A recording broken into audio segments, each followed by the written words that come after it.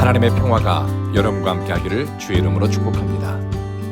오늘 우리에게 주시는 하나님의 말씀은 마태복음 4장 1절 말씀입니다. 예수님이 성령 충만할 때 성령은 예수님을 광야로 데려갔습니다.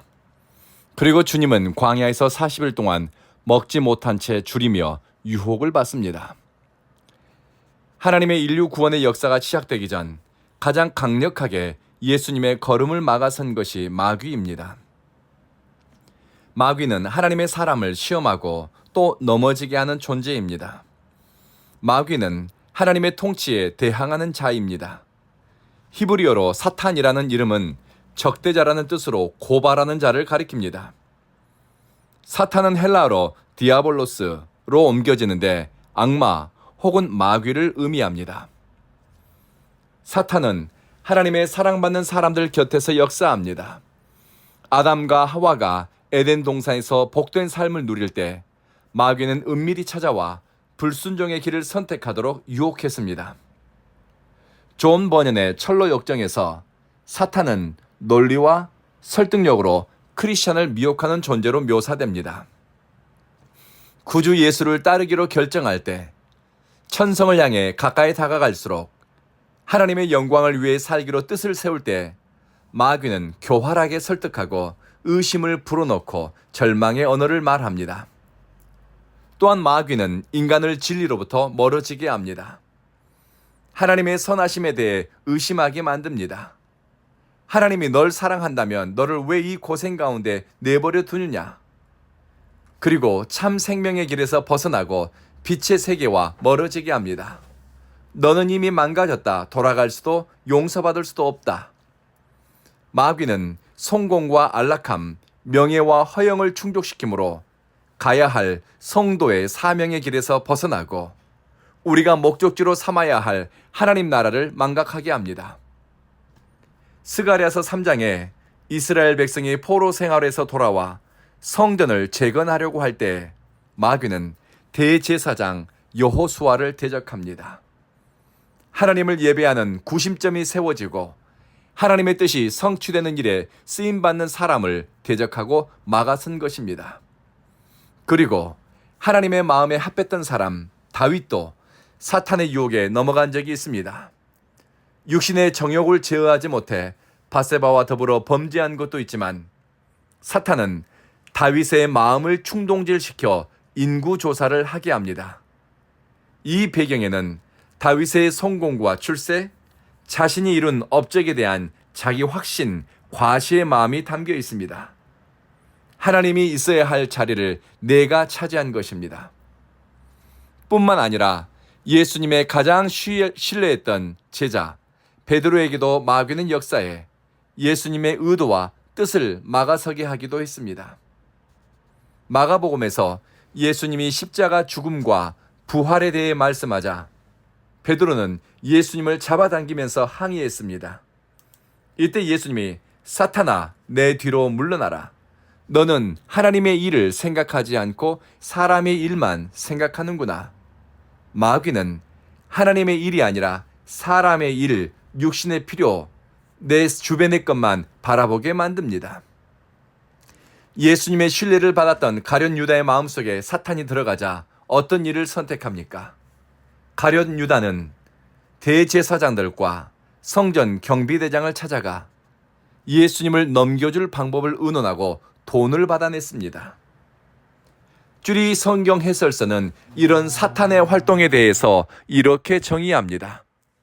사탄은 악의 왕국의 우두머리이면서 어둠의 역사를 꾸미고 하나님의 계획에 맞서는 존재이다.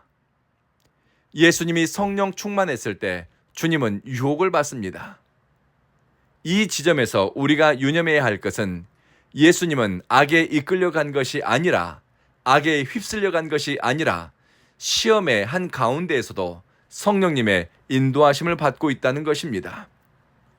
예수님의 시험 이면에는 성숙과 사명 감당을 위한 하나님 아버지의 안배, 성령의 이끄심이 있습니다. 우리가 시험 받을 때 피할 길을 여시는 하나님을 신뢰하는 사람에게는 시험 한복판에서도 시련의 중간을 돌파하면서도 성령님의 인도하심을 받게 됩니다. 그리고 성령 충만하다고 해서 내가 하나님과 동행하는 사람이라고 해서 아무 문제가 일어나지 않는 것은 아닙니다. 사람들은 성령 충만을 만사형통, 문제없는 삶, 안정과 동일시하지만 예수님이 시험 받으신 장면을 보면 성령 충만은 시험을 피해가는 것이 아니라 그것을 이기도록 인도하는 길입니다. 성령님은 우리에게 편안한 길을 안내하는 내비게이션이 아니라 우리를 단련시키고 정금처럼 단련되어 하나님의 뜻을 이루는 자리로 나아가도록 돕습니다. 그리고 시험을 당하고 환난과 시험을 통과하면서 우리는 자기 정체성을 인식하고 사명에 대한 확신을 분명히 하게 됩니다. 예수님은 광야의 시험을 통과하면서 무엇을 해야 할지, 어느 길로 가야 할지, 무엇을 목적으로 해야 할지를 분명히 합니다. 우는 사자처럼 우리에게 두려움을 주거나 믿음의 길에서 실족하도록 유혹하거나 마귀는 끊임없이 하나님의 뜻과 믿음의 길에서 벗어나도록 대적하고 미혹합니다. 우리가 성령님의 인도하심을 받고 성령에 이끌린다면 시험과 갈등을 만나더라도 그것을 넘어설 힘과 지혜를 얻게 될 것입니다.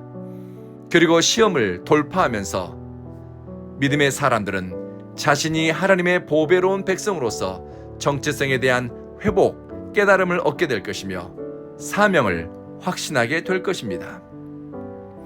마지막으로 기억해야 할 것은 성령님이 예수님을 이끌어간 광야는 외진 곳이나 하나님의 시선이 머무는 곳이고 버려진 곳 같으나 하나님이 일하시는 장소였습니다. 기도하겠습니다.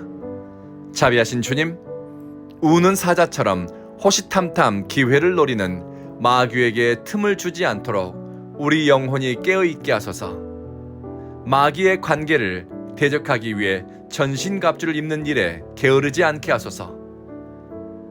성령의 인도하심과 이끄심에 우리의 마음을 두게 하소서.